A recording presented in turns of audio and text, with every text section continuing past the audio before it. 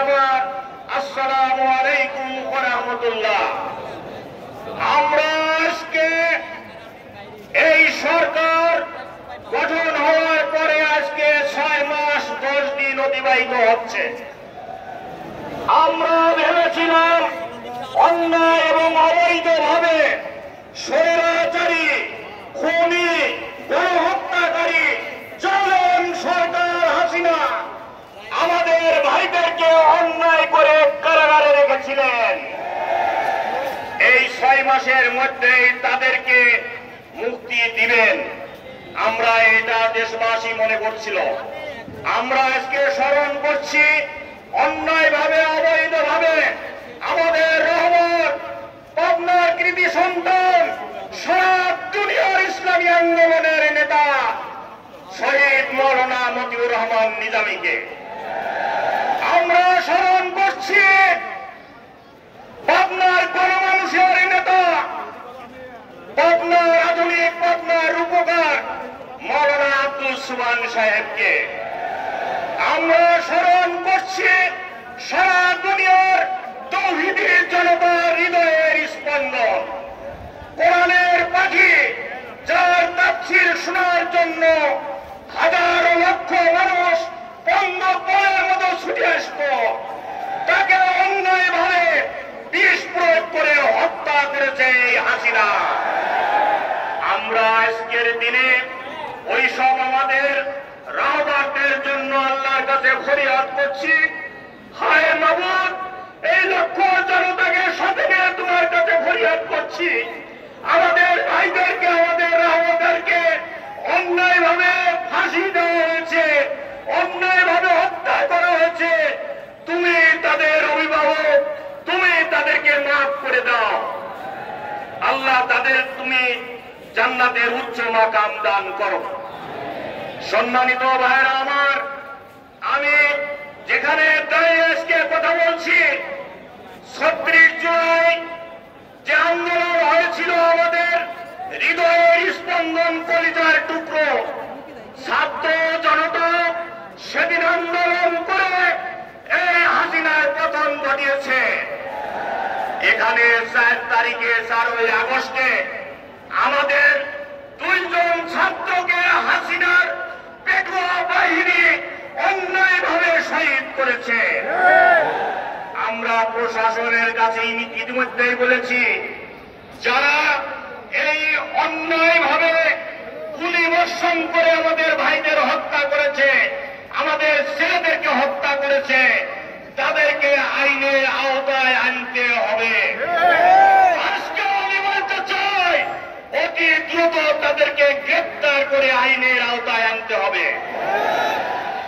আমরা তাদের জন্য দোয়া করছি, আল্লাহ যেন তাদেরকেও মাফ করে দেন। সারা দেশে 2000-এর অধিক ছাত্র জনতা সেদিন জীবন দিয়েছে, আল্লাহ তাদেরকেও যেন জান্নাত নসিব করেন এবং তাদের সকল মৃত্যুর তদন্ত করে ওই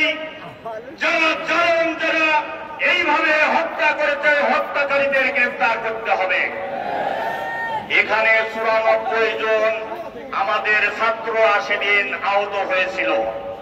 ওই 94 জনের চিকিৎসার জন্য জামায়াত ইসলামী তাদের সামর্থ্য অনুযায়ী প্রচেষ্টা চালিয়েছে।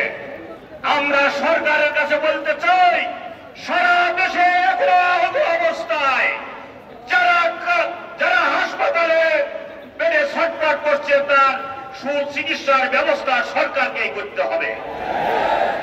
সম্মানিত ভাইরা আমার, আমরা বলতে চাই, 1 আগস্ট গত বছরের জামায়াত ইসলামীকে সন্ত্রাসী দল হিসাবে, জঙ্গি দল হিসাবে জামায়াত ইসলামী এবং ইসলামী ছাত্র শিবিরকে নিষিদ্ধ ঘোষণা করা হয়েছিল।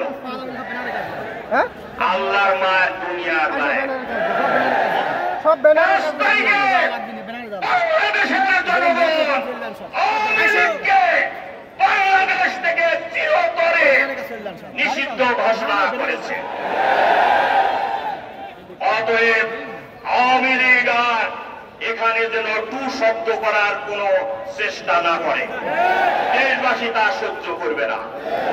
সম্মানিত ভাই সকল, ইতিমধ্যেই আমাদের অনেক ভাইদেরকে, বিএনপির ভাইদেরকে, যারা আজকে 16 বছর নির্যাতিত ছিলেন, তাদেরকে কারাগার থেকে মুক্তি দেওয়া হয়েছে। এতে আমরা খুশি। বেগম খালেদা জিয়াকে মুক্তি দেওয়া হয়েছে, তারেক রহমানকে মুক্তি দেওয়া হয়েছে। আমাদের ঈশ্বরদীর 47 জন, 9 জন আসামির, 9 জন ফাঁসির আসামি, তাদেরকে মুক্তি দেওয়া হয়েছে। আমরা এতে খুশি, সরকারকে ধন্যবাদ জানাই। কিন্তু সেই সাথে সাথে জামাত ইসলামীর অ্যাসিস্ট্যান্ট সেক্রেটারি জেনারেল, যিনি অবিভক্ত ঢাকা মহানগরীর আমির ছিলেন, যিনি উত্তর অঞ্চলের কৃতি সন্তান, পাবনার, যিনি, যার বাড়ি, শ্বশুর বাড়ি পাবনাতে, আমরা পাবনার মাটির থেকে তার অতি সত্বর মুক্তি দাবি করছি। আগামী 20 তারিখে তার শুনানি রয়েছে। আগামী 20 তারিখেই যেন এটিএম আজহার ভাইকে মুক্তি দেওয়া হয়। তার সাক্ষী দেওয়া হয়েছে, সাক্ষীতে বর্ণনা করা হয়েছে 6 কিলোমিটার দূরের থেকে দেখেছেন তিনি একজনকে হত্যা করেছেন। আর একজন সাক্ষী দিয়েছে 3 কিলোমিটার দূরের থেকে তাকে হত্যা করা হয়েছে। একটা তামাশার সাক্ষী, তামাশার ট্রাইব্যুনাল গঠন করে আমাদের ভাইদেরকে এইভাবে নির্যাতন, নিষ্পেষণ করা হয়েছে, হত্যা করা হয়েছে, শহীদ করা হয়েছে। এটিএম আজহার